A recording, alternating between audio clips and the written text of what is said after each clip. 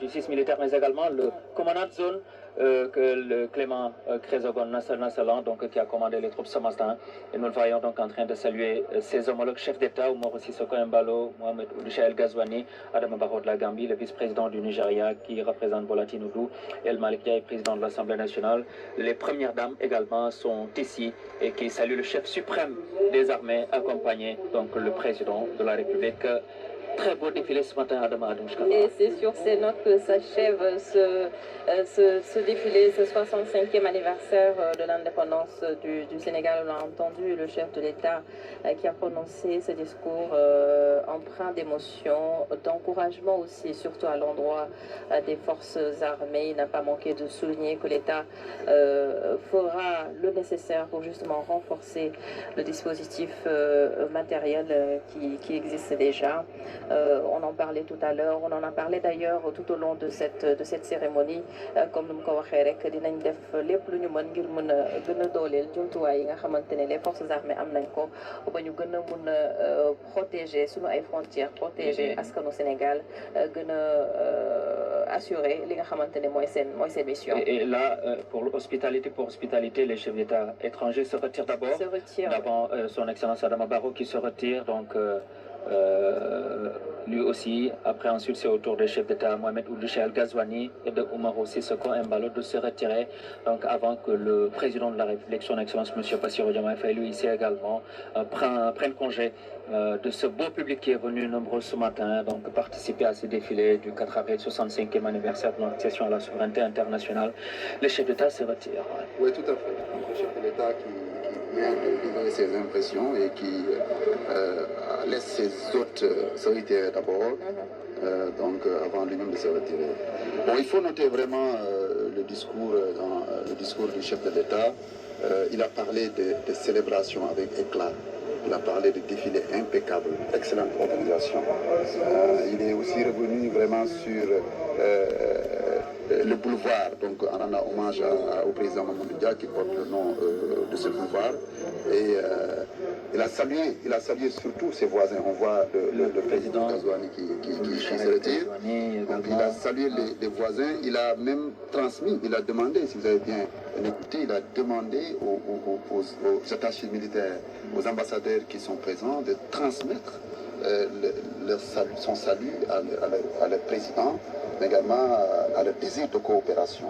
Voilà. C'est important. Il a parlé des menaces. Il a dit qu'effectivement, il faut se préparer aux menaces, mais il faut le faire en synergie. Elles sont réelles. Il faut le faire en synergie avec les voisins.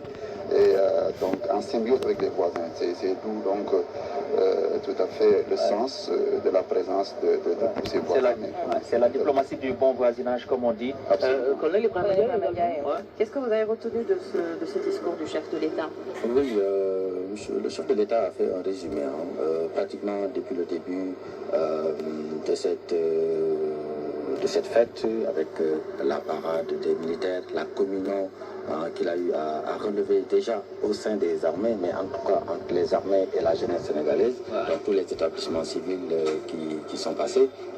Il a déjà d'abord relevé cela. Il est revenu sur la coopération, un clin d'œil, une ouverture vers les pays limitrophes sur la nécessité d'une coopération, vraiment un appel qui réaffirme un peu la diplomatie militaire, je dirais, au-delà de ce que nous voyons tous les jours. La diplomatie militaire, cette ouverture dont nous avons besoin quand même pour mieux nous réaffirmer dans cette zone de Centrafrique. Voilà, le président Oumaro Sissoko Embalo, son Excellence Oumaro Sissoko Embalo, qui également est en train de regagner sa résidence. Là, on l'a vu donc saluer le commandant, le chef d'état-major général des armées et le commandant, directeur de la justice militaire de la gendarmerie nationale, son Excellence Oumaro Sissoko Embalo, qui a assisté ce matin également à ce très beau défilé ici au Sénégal, raccompagné par le protocole de la présidence de la République.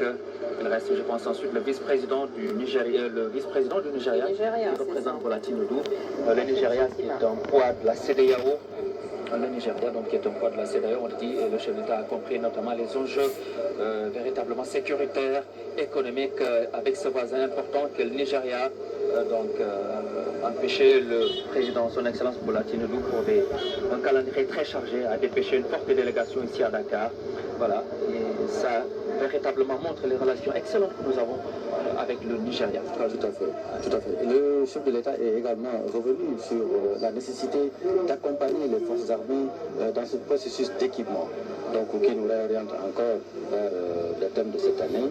Donc, nous avons besoin de cette souveraineté, nous avons besoin de mieux nous outiller pour quand même mieux répondre aux exigences sécuritaires au regard des différentes perturbations que nous notons dans le cercle frontalier. Adama, c'est le vice-président du Nigeria, donc on le disait, qui se tire à son tour, salué par le chef d'état-major général des armées, le général Bassissé, le commandant de la gendarmerie nationale, directeur de la justice militaire Martin Faye, donc avec le protocole de la présidence de la République qui raccompagne son excellence.